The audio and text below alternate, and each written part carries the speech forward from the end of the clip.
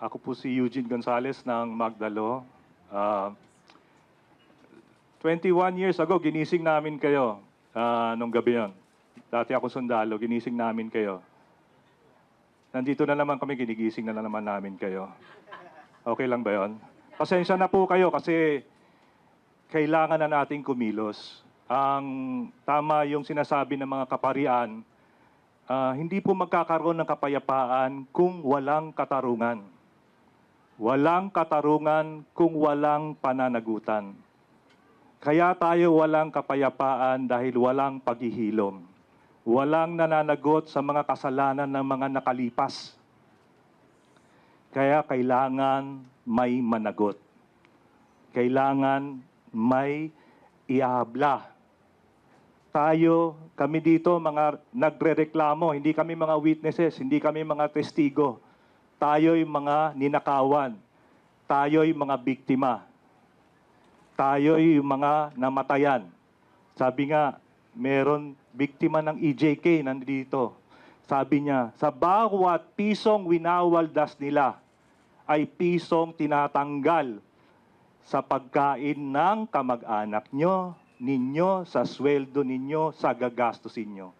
Yan ang hinihingi natin. Pananagutan nila. Yan ang kailangan natin para magkaroon ng paghihilom, para magkaroon ng kapayapaan, katarungan. Yan ang hinihingi natin. Yan ang hinihingi namin noon, yan ang hinihingi natin ngayon.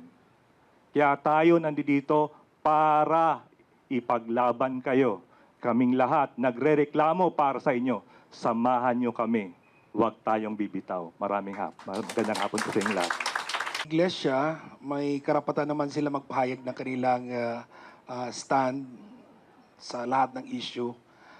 Sa amin, kahit kami mga Katoliko, may mga doktrina din kami, may social teaching din kami, pinapahiwatig namin sa aming mga kasama. Pero in the end, binibigyan namin ng kalayaan. Kalayaan ang aming faithful na magdesisyon at sumama. Sa payatas po ako,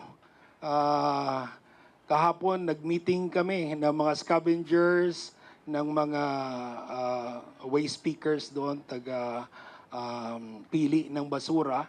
Mga 80 sila na dumalo sa pagpupulong. Sinabi namin ang issue. And in the end, sabi ko, ang gusto sumama, magperma dyan. No? So, wala akong mapapangako, snack lang at transportation ang libre. So, sumama almost like 60% of them sa kwan. Which is actually, yun ang porsyento halos din ngayon sa mga survey. Ang majority ng Pilipino gusto ng impeachment, gusto ng Quadcom, gusto ng katotohanan. So, we religious leaders would need to make a stand, pero bigyan natin din ng kalayaan.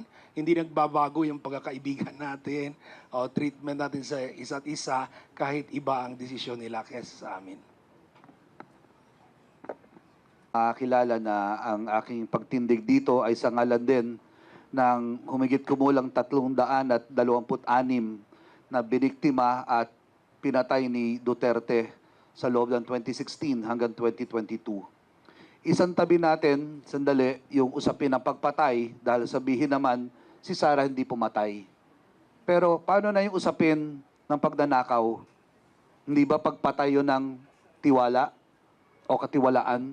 Paano na yung pagluluklok ng mamamayan sa kanya, sa mga bumoto sa kanya, hindi ba pagpatay din ng tiwala yon? Ang tiwala at accountability ay tinuturo sa mga Katolikong eskwelahan as young as grade 2, as young as pagkapit ang pera, dapat tinuturuan na kung paano maging accountable sa piso, sa 100, sa 1,000 ang bawat bata. Hindi kapag dumating ng high school. Ito ang itinuturo sa eskwelahan ng mga Katoliko. Batikusin kami kung bakit meron kaming ganito. Welcome po sila. Malaya at yan ang demokratikong proseso. Pero sa Katolikong pagtuturo, ito po ang sinasabi ng Santo Papa. The best way to give witness to one's Catholic faith is in the political arena. At babatikos kami sa mga taong naging tiwali sa kanilang tungkulin. Pinagkatiwalaan sila, dapat panagutin din sila. Salamat po.